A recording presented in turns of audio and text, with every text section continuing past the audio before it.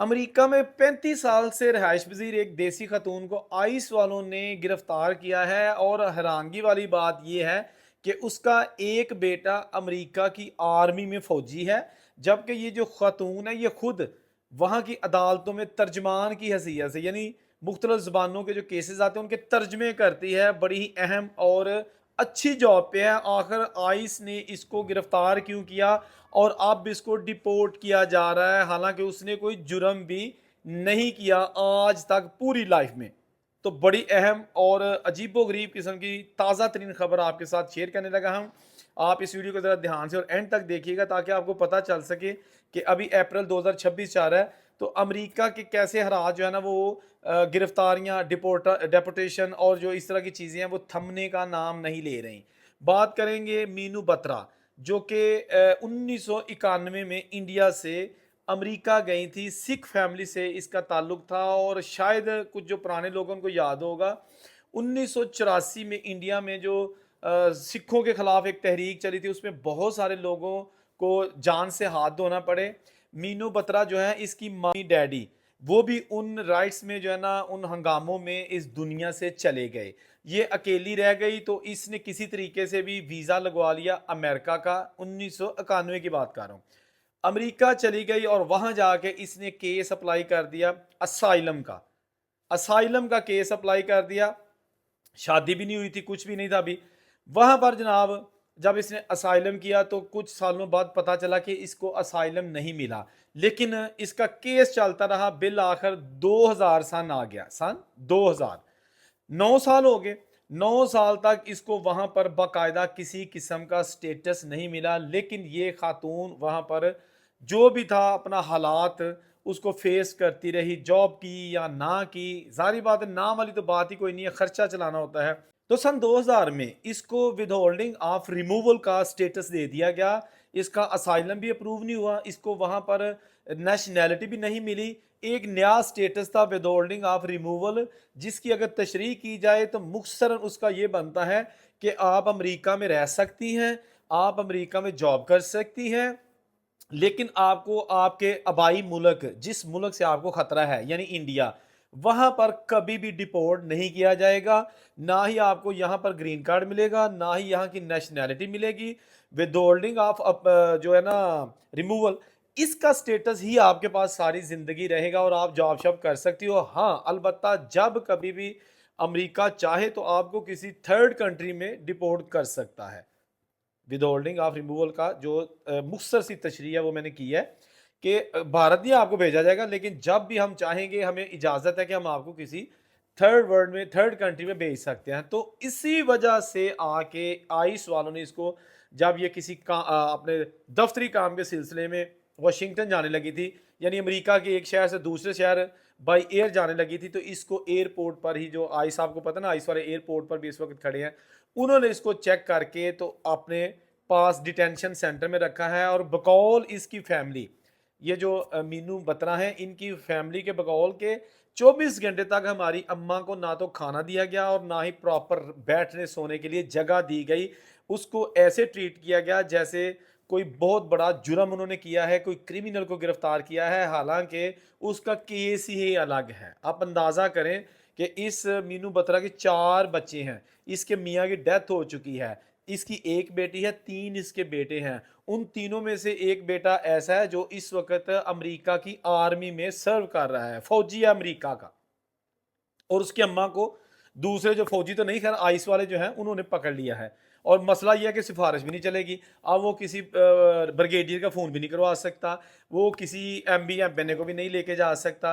अब उनकी वालदा डिटेंशन सेंटर में है और ये कहा जा रहा है कि उनको इंडिया में तो डिपोर्ट नहीं किया जाएगा, जो कि उनका केस है। उनको अब युगांडा वगैरह या किसी और मुल्क में भेजा जा सकता है। मुल्क का फैसला किया जाएगा। इसको जो है ना वो अभी छोड़ने के वाले से कुछ चांसेस नज़र नहीं आ रहे। आप देख सकते हैं कि कैसे कैसे हालात बने हुए हैं। 35 साल से ये अमेरिका में मुकीम थी और वहाँ पर अपने स्टेटस के लिए इसने पूरी जंग भी लड़ी। इसको अगर स्टेटस मिला भी तो ऐसा स्टेटस मिला कि जैसे रेत की दीवार है, किसी वक्त भी गिर सकती है, और वही हुआ।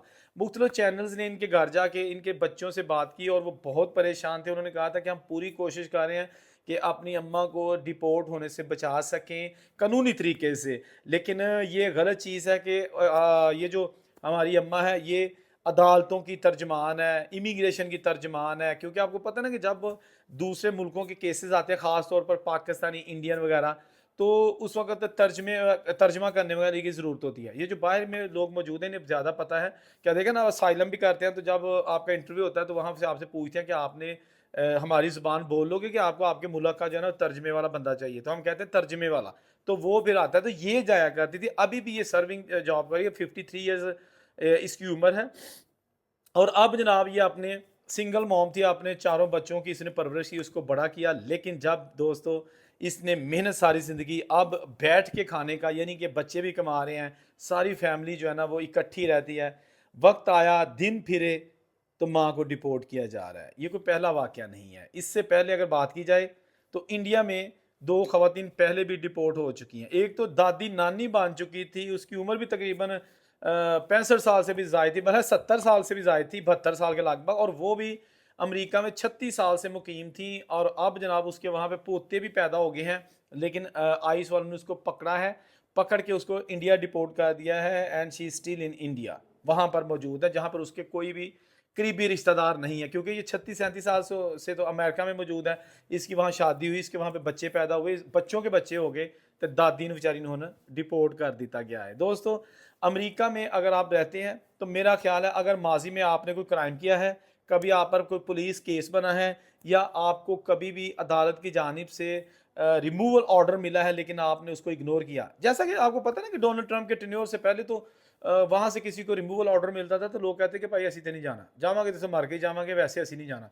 तो अब जनाब उन लोगों को भी पकड़ा जा रहा है, लिस्टें बन रही हैं, लिस्टें निकाली जा रही हैं, ताकि इंडिविजुअल जो है ना वो वहाँ पे जो रहते हैं, खा क्राइम शुदा हैं, सजा याफ्ता हैं, या उनके पास पेपर नहीं और वो जुगाड़ कर रहे थे। सबसे बढ़कर अब ट्रक ड्राइवरों की अमेरिका में शामत आ चुकी है, और उसमें अक्सरियत ऐसी है जो इंडियन पंजाबी ट्रक ड्राइवर्स हैं, और majority of them illegal, border cross के आए हैं मैक्सिको का या जैसे भी है और यहाँ आके उन्होंने मुख्तलिफ स्टेट से कमर्शियल ड्राइविंग लाइसेंस हासिल किए।